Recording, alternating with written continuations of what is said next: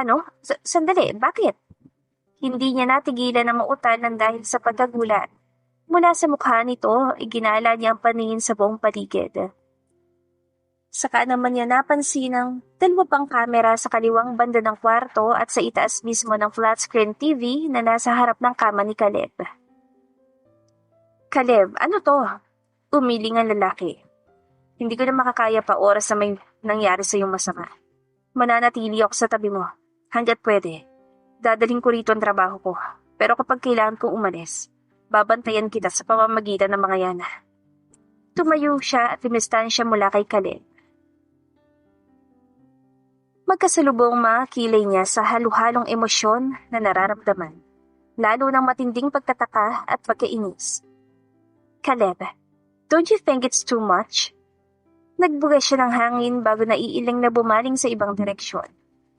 Wala namang mangyayari sa akin sa loob ng bahay natin. Alisin mo itong mga to. Tumalikod siya at nilapitan ng pinto sa katumingkayad. Sinubukan niyang abutin ng CCTV pero mabilis siyang pinigilan ni Caleb. Hindi pwede, Maggie. Napasingap siya nang niyakap siya nito ng mahigpit mula sa likuran, saka binuhat patungo sa kama. Hanggat hindi nahuhuli si Rino at ang ex mo na ginugulo ka hanggang ngayon, hindi ko to tatanggalin. Kinagat niya ang ibabang labi dahil sa inis. Nagpumigla siya rito at pilit na tumayo. Lalo siya nakaramdam ng inis na makitang malaki ang ngiti sa mga labi ni Caleb. May nakakatuwa ba? Kasi hindi ako natutuwa. Naiinis ako, Caleb. Alisin mo yung mga yan. Hindi niya napigilan na magtaas ng boses. Umiling naman ang lalaki sa sinabi niya. Natutuwa lang akong isipin. Isipin ang alin. Inis niyang bulyaw. Inabot nito ang kamay niya sa kadinala sa mga labi nito, bagay na ikinatigil naman niya. Napapalunok siyang umiwas sa mukha. Bagong bahay, bagong kwarto at bagong kama. Ayaw mo bang binyagan ng mga to? May kalakasang hinampas ni magandang lalaki sa braso nito. Umayos siya ng pagkakaupo at humarap sa malaking telebisyon saka ito binuksan. Simula bukas, papasok na uli ako sa opisina. At si Manang, stay na siya sa atin para may makasama ka at mag-asikaso sa'yo. Umismid siya nang muling makita ang paglabas ng mukha ni Rinho sa screen ng TV. Mabilis niyang iniba ang channel at naghanap ng ibang mapapanood. Baka naman pati sa banyo, naglagay ka ng kamera. Hindi niya narinig na sumagot si Caleb kaya nilingan niya ito. Nilagyan mo? Siyempre, Maggie. Ano ba naman yan? Naiinis siyang umalis mula sa pagkakaupo at nilapitan ng pinto ng banyo saka itinuro. Ilabas mo mga kamera. Ngayon na. Pero Maggie, Caleb, kung gusto mo magkaayos tayo, ayusin mo yung mga pinagagawa mo. Naiinis na naman ako. May ilang segundo ito nakatitig sa kanya. Para ba nag-iisip pa ito kung anong pwedeng idahilan o sabihin para mapapayag siya. Hindi pa man ito nagsasalita, mariin na siyang umiling. No, Caleb. Kung ganito rin lang naman, babalik na lang ako sa dati nating bahay. O mas mabuti pa siguro, magre-rent na lang ako ng apartment. Agad siya nitong nilapitan at para bang napipilitan pang tumango. Oo na, sige na. Bumubuntong hininga nitong kinuha mula sa loob ng banyo ang mga kamera at saka inilagay sa loob ng isang hindi kalakihang kahon. Happy? Pinagsalikop niya mga braso sa tapat ng dibdib. Pervert. Biglang nagsalubong ang mga kilay nito. What did you say? Hey, kakaiba lang mga hilig ko but I'm not a pervert. Inikot niya mga mata bago lumapit sa dulo ng kama at naupo sa luxury sofa. Pervert ka. Kaya nga pumatol sa kung sino mang putik na yan eh. Umismid siya sa bago muling itinuan ng paningin sa telebisyon. Nilapitan naman siya ni Caleb sa kinuha ang kabilang kamay niya. Basta, promise me, you won't let yourself get hurt again. Mataman siya nitong tinitigan, puno ng pag-aalala at emosyon ng mga mata. Ayoko nasasaktan ka, Maggie. Please, let me do this. Kahit hanggang sa mahuli lang natin si Rinho. Lumunok siya habang nakatitig sa nagsusumamong mukha ng asawa. Sa huli, wala siya nagawa kundi tumango na lang. Okay, pumapayag na ako. Basta walang kamera sa banyo. Bigyan mo naman ako ng konting privacy. Ngumiti ang lalaki sa dinala sa mga labi ang kamay niya. Thank you, Maggie. I love you, baby. Sa sinabing iyon ng lalaki, matagal siyang natigilan. Isang bagay ang sumagi sa isipan niya. Aaminin niyang gusto niya makipagbalikan dito. Matapos na nangyari sa kanya, pakiramdam niya bumalik ang lahat ng pagmamahal niya para kay Caleb. Pero hindi siya nakahandang isugal muli ang puso. Kailangan niya ng assurance. Caleb, let's give this marriage a second chance. Biglang natigilan ng lalaki. Nang lingunin niya ito, makikita ang gulat sa buong mukha nito. Malakas ang kabog ng dibdib ng umangat ang magkabilang gilid ng mga labi nito. Really? Maggie, do you mean it? Huminga siya ng malalim bago ito tuluyang hinarap. Seryoso ang buo niyang mukha. Pero oras na, nag-fail ulit tayo. Hayaan mo na akong umalis. Ang masayang reaksyon na makikita sa mukha nito, mabilis na napalitan ng kalungkutan.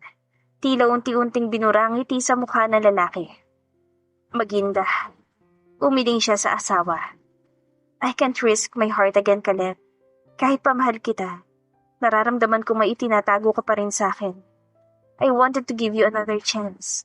Dahil ayoko masisi oras na tuluyan tayong nauwi sa paghiwalay. Matagal silang nagkatitigan. Hindi alam ni Caleb kung anong ibibigay na sagot kay Maginda. Kung papayag man siya, paniguradong mawawala na sa kanyang asawa. Sakali mang humindi siya, ganun pa rin ang mangyayari. Rinig ang malakas na aircon sa loob ng kwarto. Tanging iyon na nagbibigay ng ingay sa kanilang paligid. Matapos ng ilang segundong pagtahimik, mabigat ang dibdib nang umiti siya sabay tango. May magagawa ba naman ako?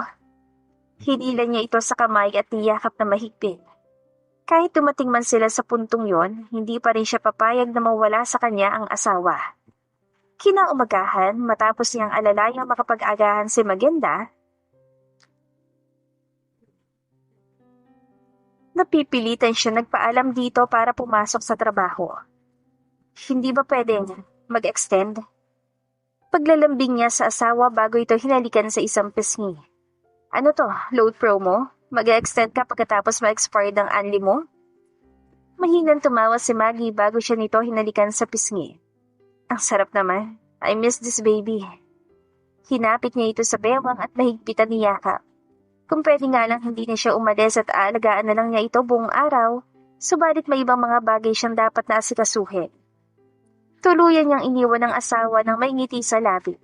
Wala pang 8:00, nasa opisina na siya at tumutungga ng alak habang hinaharap ang bundok-bundok na papeles sa ibabaw ng kanyang mesa. Kailangan niya na munang pagtuunan ng pansin ng kumpanya niya. Sa loob ng ilang araw ay muli na namang bumaba ang sales nila. Ito ang isang dahilan kung bakit lagi siyang tutok sa trabaho noon. Ilang araw lang niyang hindi ma-monitor ang mga stocks at sales nila, nagkakaproblema na agad. Mula sa binabasang papeles, nilingon niya ang laptop sa kanyang kanan at nakitang haba na sa pag-aayos ng mga damit dito si Maggie kasama ang kasambahi nila. Lumingon pa sa kamera ang asawa niya, ilang segundong tumitig bago ngumiti at kumaway. Automatikong sumilay sa malaking ngiti ang mga labi niya. Agad niyang dinukot ang cellphone sa bulsa, subalit agad na natigilan nang pumasok sa loob ng opisina niya si Aliana. Dala nito sa isang kamay ang kape na nilapag dito sa ibabaw ng kanyang mesa. Alcoholic. Saad nito bago lumapit sa kanya at kinuha ang baso niya na may lamang alak. Kaya hindi ka nakakapag-isip ng tama dahil sa pag-iinom mo ng alak. Natawa siya bago nagpasalamat dito. Saka naman niya itinunang tingin sa cellphone. Napahinto siya na makita ang natanggap na text message mula sa kaibigan niyang doktor. Damn. Mura niya nang mabasa sa text nito ang tanong kung bakit hindi sila nakapunta sa ospital. Ang DNA test. Walang gana niyang ipinatong sa ibabaw ng mesang cellphone. Nang dahil sa nangyari kay Maggie, nakalimutan niya schedule ng DNA test ni Lara. Agad niyang pinadalhan ng mensahe ang kaibigan na nagsasabing sa susunod na araw na lamang niya dadalhin doon ng babae. Bago pa man makapasok ulit sa Aliana, nakatanggap siya ng text mula sa kaibigan na maghihintay ito bukas. How's Maggie? Tanong ni Aliana matapos itong ilapag ang ilan pang mga folders sa mesa niya. Tumango siya rito nang may maliit ng ngiti sa mga labi. Galos lang ang nakuha niya mula sa aksidente. Narinig niya itong nagpakawala ng buntong hininga. Mula sa mga papeles, nag-angat siya ng tingin dito at nakita itong umiiling. Hindi ko naisip na mangyayari to sa kanya. After all she's been through, imagine, niloko mo na aksidente pa. Umiling-iling ito habang inaayos ang ilang papel sa loob ng folder. Napalunok siya ng wala sa oras. Tama naman si Aliana. Siya nagbibigay ng pasakit sa asawa niya. Nasasaktan ngayon si Magenda nang dahil sa kanya. Oh, huwag masyadong dibdibin. Bumabawi ka naman di ba? Tumayo siya mula sa pagkakaupo at diretsong tinungo maliit na bar counter saka muling nagsali ng whiskey. Iinom ka na naman? Kapag naririlto ka, naglalasing ka. Sumunod sa kanyang babae at naupo sa tabi niya. What should I do, Cass? Hindi ko naman na naman gagawin para maayos ang mga problemang ginawa ko. Matagal siyang tinitigan ng babae. Sa pagkakataong iyon, bakas ang simpatya sa mukha nito. Nagpakawala ito ng hangin at naiiling na bumaling sa malayo. Let me give you a tip. Naaawa na ako sa iyo eh. Mula sa yelong unti-unti nang natutunaw, ibinaling niyang paningin sa dalaga. Ligawan mo ulit. Kung paano mo siya niligawan nun. Kung paano mo nakuha ang loob niya. Gawin mo ulit yun. Wala sa sariling napatawa siya bago muling tumungga. Sa tingin mo, hindi ko yung ginagawa. I've been trying to win her heart again. Pero kung hindi pa siya na-aksidente, hindi niya ako bibigyan ng pangalawang pagkakataon. Do something unique, Caleb. Yung kakaiba sa mga bagay na lagi mong ginagawa noon. Naiiling itong tuluyang humarap sa kanya. Yung mapafall siya sa'yo ng hard, as in hard. Yun ang kailangan mong gawin. Para sakaling may problema na naman ang dumating. Mananaig ang nararamdaman niya para sa'yo, kesa galit. I don't think so. Umiling siya habang nakatitig sa alak sa loob ng baso. Ngayon ko lang napagtanto na iba talaga si Maggie sa pagkakakilala ko sa kanya. Kahit mahal niya pa ako, kapag nakagawa pa ako ng isang kasalanan sa kanya, iiwan na niya ako ng tuluyan. Hindi niya napigilan ng pumiyok sa huling sinabi. Huminga siya ng malalim nang sa pakiramdam niya, naninikip na ang dibdib niya. Isipin pa lang na mawawala na ito oras na malaman ang tungkol sa pagbubuntis ni Lara. Halos masira na siya ng bait. Eksaktong 4:00 ng hapon na matapos niya lahat ng trabaho sa opisina. Nakatuon ang tingin niya sa sariling cellphone kung saan mapapanood ang ginagawa ni Magenda. Maliban sa loob ng bahay, naglagay din siya ng CCTV sa labas at sa katagalan, wala pa naman siyang napapansing kakaiba. Pumunta siya sa isang sikat na seafood restaurant at kinuha ang ipinaluto niyang mga pagkain. Bago tuluyang umuwi sa kanila, pinadalhan muna niya ng mensahe si Lara na maghanda bukas para sa DNA test. Pagkatapos niyon ay blinak na niya ang numero nito upang hindi siya magawang kontakin ng babae. Sa pag-uwi niya, nasa gate pa lang ay malapad ang ngiti ng kanyang mga labi. Ibang excitement ang nararamdaman niya noong mga sandaling yon. Ang huling beses na nakaramdam niya ng ganon ay noong mga unang araw nila ni Magenda bilang mag-asawa. Where's Maggie? Tanong niya kay Manang nang ibigay rito mga plastic bags sa puno ng pagkain. Nasa dining room. Sabi mo kasi may binili kang mga pagkain. Ayun, na-excite tuloy. Lalo lumaki ang ngiti sa mga labi niya. Talaga? Nananabik siyang pumasok sa loob at diretsong tumungo sa dining room. Pagdating ay natanaw niyang nakatitig si Maggie sa malaking telebisyon. Baby, I'm home. Aniya, subalit hindi naman niya nakuha ang atensyon nito. Bahagya pa siya natigilan nang mapansin na seryosong-seryoso itong nakatitig sa TV. Dahil doon, binalingan na rin niya ng tingin ng palabas. Doon na siya natigilan nang makita kung sinong babae ang rumarampa sa kahabaan ng entablado, si Lara. Malakas sa kumabog ang dibdib niya. Mula sa screen ng TV, mabilis niyang ibinalik ang mga mata sa asawa. Titig na titig ito sa TV kung saan makikita si Lara. Sa iyong local fashion show kung saan isa si Lara sa mga modelo. Baby? Hinabulot niya ito at niyakap na mahigpit. Caleb? Nandito ka na pala? Kumalas siya sa yakap at natatakot na tinitigan ito sa mukha. Nangangamba siyang malaman na alam na nito kung sino si Lara. Naku, hindi kita napansin agad. Maganda kasi ang mga damit eh. Matagal niya itong tinitigan sa narinig. Pakiramdam niya nabunutan siya ng tinik sa dibdib dahil sa sinabi nito. Titig na titig sa screen, may gusto ka bang bilhin sa mga damit? Pilit siyang umiti sa harap ng asawa. Napalunok ito bago umiwas ng tingin. Nako, hindi na. Lumapit ito sa dining table kung saan inalagay ng kasambahay nila mga binili niya. Ano kasi familiar sa akin yung modelo, parang nakita ko na noon. Mabilis na kumabog ang dibdib niya sa narinig. Naging mailap ang mga mata niya nang maisip na baka naalala nito ang tungkol sa nangyari noon, kung saan nakita sila nito sa mall. Talaga? Model yan. Baka naman nakita mo lang sa mga fashion shows online. Nilapitan niya ito at tinulungan sa paghahanda ng mga pagkain. Sandaling huminto ang babae at tila nag-isip. Kinakabahan siyang nilingon ito. Naramdam niya ang pagturo ng pawis mula sa noo niya. Malamig ang buong mansyon, pero hindi niya mapigilan ang pagpawisan. Umiling si Magenda. Siguro nga. Muli nitong nilingon ng TV at may ilang segundo pa itong pinapanood bago pilit nang umiti. Itinuon na nito ang buong atensyon sa mga pagkain.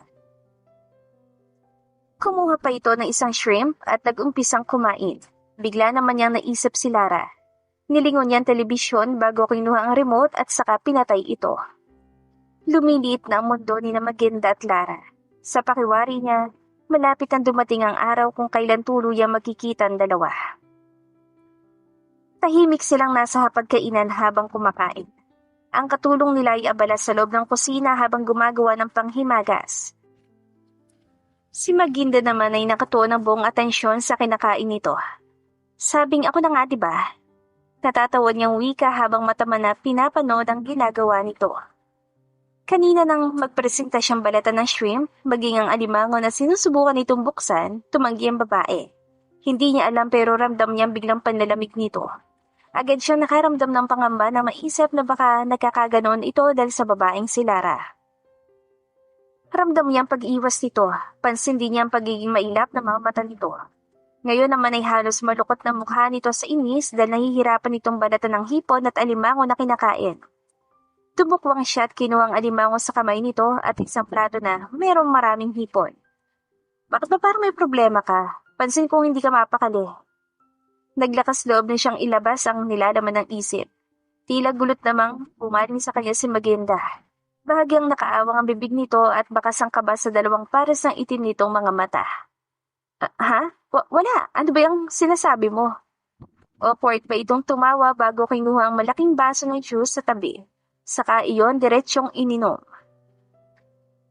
Sa mga sandaling iyon naman, hindi niya mapigilang hindi magtaka sa mga ikinikilos ng asawa. May kakaiba sa reaksyon nito na hindi niya matukoy.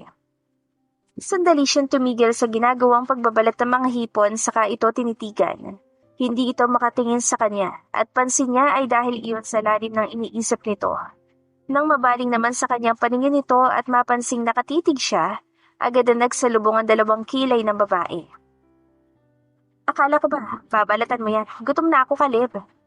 Umismit ito bago sinubukang kunin ang plato. Akin na, ako na lang gagawa. Natatawa niyang inilayo ang plato. Ako na nga. Pipresenta, hindi naman gagawin ng tama. Umikot ang mga mata nito bago muling kinuha ang baso at uminom. Makareklamo ka naman. Ipapaalala ko lang sa'yo, asawa ko. Dapat po, sopas ang kinakain mo, hindi mga ganitong pagkain. Pero dahil sa mahal kita, hinahayaan kitang kumain nito. Pabiro siyang umiling bago nagpatuloy sa pagbabalat. Dapat nga magpasalamat ka pa. Muli itong umirap ngunit sa pagkakatong iyon, may ngiti na sa mga labi ng babae. Eddie, thank you. Nagpatuloy na sila sa pagkain. Sa pagkakataong iyon, nakikipag-usap na uli si Magenda sa kanya at hindi na rin malalim ang iniisip. Kahit napansin niyang pinipilit lang nitong ituon sa pag-uusap nilang atensyon, mas mabuti ng ganito kaysa kung ano-ano ang iniisip nito.